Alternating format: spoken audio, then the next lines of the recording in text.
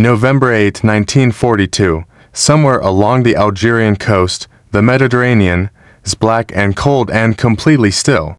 A German intelligence officer stationed in Oran writes in his field diary that night. His entry is brief, almost dismissive. He notes that American landings have begun along the North African coastline. He adds, without particular alarm, that the Americans appear to be committing infantry units to the beach assaults. He expects a slow, costly advance. He expects confusion. He expects what every German officer had come to expect from Allied forces. In the early years of the war, he was not wrong about the confusion. He was catastrophically wrong about everything else, because moving through the darkness that night, climbing down rope nets into heaving landing craft, were men who had been selected, tested, broken, and rebuilt into something the Wehrmacht had not yet encountered from American forces. They wore the same uniform as any other G.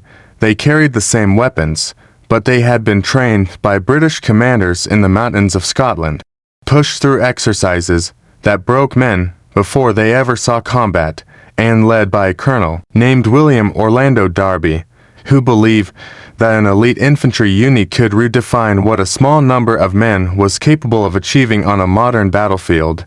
They called themselves Rangers. The name came from the colonial American frontier, from the irregular fighters who had terrorized the British in the dense forests of the New World centuries earlier. The Germans did not know this history. They would learn it the hard way. Within 72 hours of that first landing, German and Italian commanders were sending urgent dispatches back to headquarters, describing an American unit that operated in ways their training manuals had not prepared them for. The language in those dispatches is remarkable, not because it is complimentary, but because it is frightened. This is not the story of one famous battle. It is the story of a unit that was created as an experiment, deployed before the experiment was finished, and discovered in real time that everything they had been trained to do worked. This is the story of the 1st Ranger Battalion. To understand what the Rangers represented, you have to understand what the American Army looked like in the months before they landed in North Africa. The United States had been a fighting nation for less than a year, since Pearl Harbor.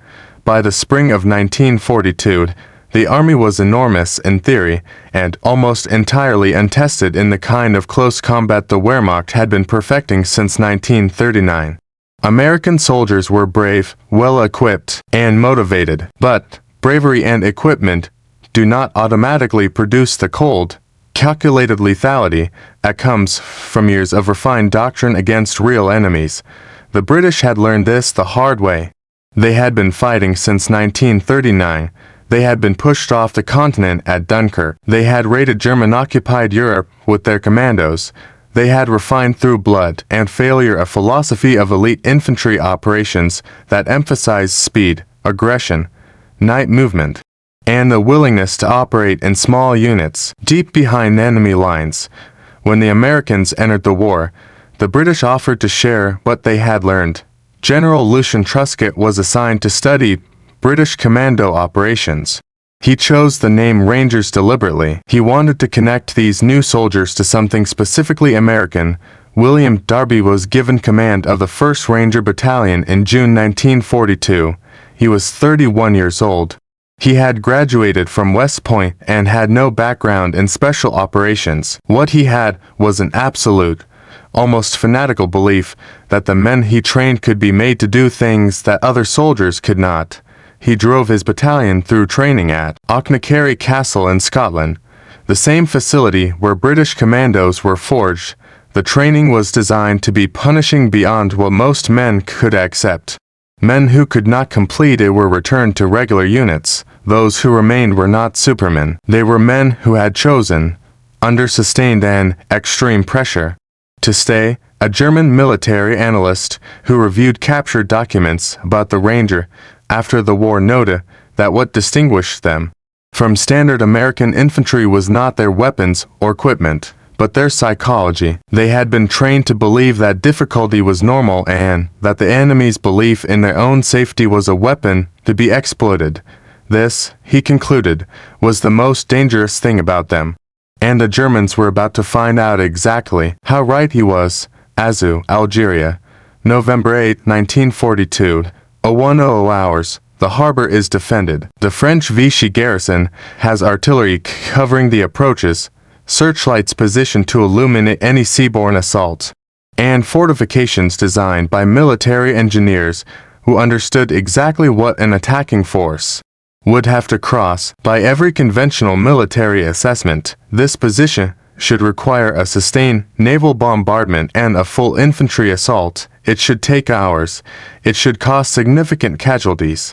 The Rangers take it in minutes. Two companies approach the harbor in silence. They have cut their equipment to eliminate any noise.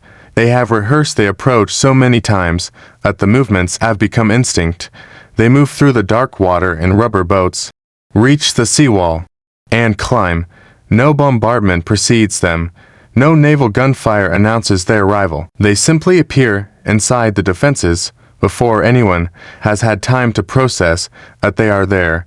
A French Vichy officer who was present described the moment in his after-action report.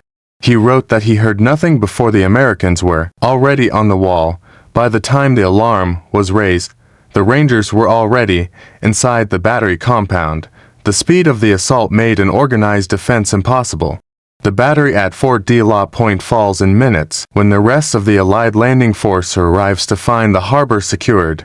They discover that the Rangers have accomplished in 20 minutes what the assault plan had allowed several hours to achieve.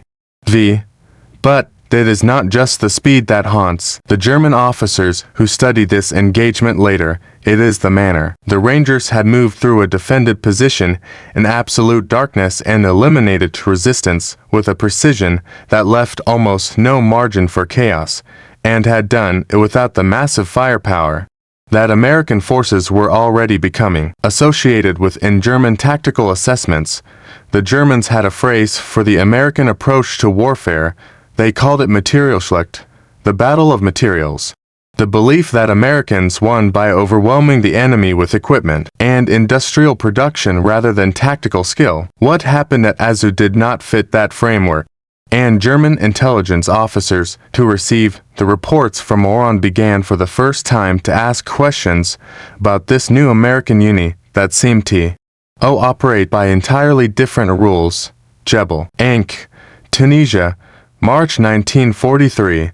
The campaign in North Africa has grown more serious. The Germans have reinforced Tunisia with experienced units, including elements of the Afrika Korps that have been fighting since 1941. The terrain is brutal, rocky ridgelines, limited visibility, ground that punishes any force trying to move across it in daylight. The Germans have established positions in the hills that they consider defensible. They have laid wire, positioned machine guns, and registered their artillery on the likely approaches. Darby sends the Rangers up the ridge at night. A German sergeant from the 167th Infantry Regiment who survived the engagement described what he experienced. He was stationed in a forward observation post on the ridgeline. He had been awake for hours watching the valley below. He saw nothing, he heard nothing, and then, in his words, they were simply there, not attacking, already there. He wrote that the first thing he understood was that men were behind him, not in front of him, and that the position he had believed to be secure had been rendered meaningless before a single shot was fired. The Rangers had climbed a cliff face that German engineers had assessed as impossible and had emerged on the far side of the defensive line. The assault that followed was conducted with knives and bayonets, before rifles, and maintained surprise as long as possible. The Germans on the ridgeline, who had been prepared for an attack from below, found themselves fighting men who had appeared from an impossible direction. The ridge fell before dawn. A German regimental commander who filed the after-action report for that engagement wrote something that would be echoed in German assessments so Ranger operations for the next 2 years. He wrote that his men had been defeated not by superior numbers or superior firepower, but by a form of tactical aggression that rendered prepared defenses irrelevant. He wrote that the Americans had treated an obstacle his engineers considered impossible as a route of advance. He concluded with a sentence that his superiors underlie and forwarded to Army Group headquarters. Units of this type required a fundamentally different defensive approach because they could not be stopped by positions that assumed the enemy would attack from predictable directions. This is the moment the Germans began to change how they thought about American soldiers. Not all American soldiers. These American soldiers, the ones who climbed the cliffs, the Rangers. They were not invincible. It would be dishonest to suggest otherwise, and the Rangers themselves would have rejected such a characterization. They were human beings trained to extraordinary standards, operating in conditions that killed men even when everything went according to plan. Private First Class James Altieri, who later wrote about his experiences with the battalion, described what the training and the combat did to a man's relationship with fear. He wrote that fear did not disappear. It became something else. It became information. You learn to read fear the way a navigator reads a compass, not as a reason to stop, but as data about where the danger was and how to move through it. Staff Sergeant Carlo Contreras from Brooklyn, New York, who served with the 1st Ranger Battalion through North Africa and into Italy, survived the war and gave an interview decades later. He said the Germans were always waiting for them to act like regular soldiers, to wait for artillery support, to advance in lines, to stop at obstacles. He said the Rangers had been trained to treat every German assumption as a vulnerability. He said they won when they won by refusing to be what the Germans expected. Chiunzi Pass, Italy, September 1943. The Allied invasion of the Italian mainland has begun. The Rangers are part of the force that has landed at the Bay of Salerno, and Darby's battalion has been given the task of seizing and holding the mountain passes above the coastal plain. The strategic purpose is clear. If the Germans can move artillery into the passes, they can fire down onto the beaches and the entire Salerno landing becomes untenable. The passes must be held. The Rangers take Chiunzi Pass. What follows is not a rapid assault, it is something different. The Rangers hold the pass for 18 days against repeated German attempts to retake it.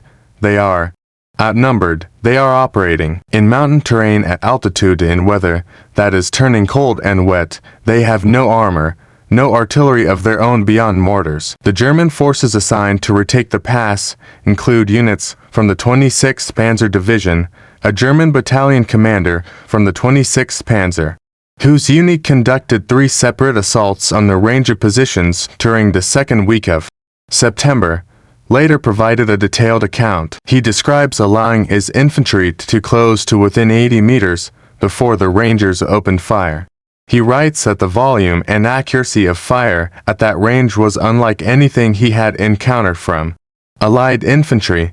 His unit took heavy casualties. In the first minutes, he ordered a second assault from a different angle. The Rangers were already positioned to cover that approach. He brought up additional artillery and conducted a preparatory bombardment before the third assault. The Rangers absorbed it and responded with fire that was essentially identical to the first 2 engagements. He concludes his account with a sentence that has been quoted in military studies of the Rangers. Ever since, in 18 days of attempting to retake the position, his battalion inflicted moderate casualties on the Ranger force while sustaining losses he describes only as severe. In his professional judgment, the Ranger unit holding Chiunzi Pass was among the most effective defensive infantry forces he had encountered in 4 years of combat across 3 theaters of war. Cisterna, Italy, January 30, 1944. The Arzew campaign has begun. The 1st and 3rd Ranger battalions, approximately 750 men, are ordered to infiltrate through German lines at night and seize the town of Cisterna ahead of a larger force. The plan requires them to move through an irrigation canal system in darkness and emerge inside a German defensive perimeter before their presence is detected. What the planning did not account for was that the Germans had been warned and had reinforced. The Rangers emerged from the canal system at dawn and found themselves surrounded. What followed lasted for hours. They fought through an encirclement that should have ended in minutes and instead produced one of the most ferocious, small unit engagements of the entire Italian campaign. Of the 750 Rangers who entered the canal system that night, fewer than 10% escaped. The rest were killed or captured. A German general whose forces conducted the encirclement described the engagement in his post-war memoir. He wrote that his troops had expected to contain and capture an American raiding party. What they found was different. The fighting lasted far longer than any military assessment of the situation would have predicted. Men who were surrounded, outnumbered, and with no possibility of relief fought with a ferocity that he described as the most sustained and costly resistance his forces encounter from a unit of compare able size during the entire war. A German sergeant who was present in the aftermath said that even at the end, surrounded and without possibility of relief, they had attacked. He said that his sergeant major, a veteran of Stalingrad, told the men in his squad that he had never seen men die that hard. William Darby was killed on April 30, 1945. 9 days before Germany surrendered, he was struck by artillery shrapnel near the town of Tobruk, Italy. He was 34 years old. He was promoted to brigadier general the same day he died. Carlo Contreras heard about it from another veteran. He said that the thing he kept thinking about was not any specific battle. He kept thinking about training, about Scotland, about the exercises in the dark and the cold, about what it had felt like to become something different from what they had been before. He said that Darby had not made them fearless. He said that Darby had made them understand that fear was information, not permission. The difference between Rangers and other soldiers was not that Rangers were not afraid. It was that Rangers had been trained over months of sustained and deliberate difficulty to treat fear the way a navigator treats a compass. In the cemeteries of North Africa and Sicily and Italy lie the men who learned this and proved it.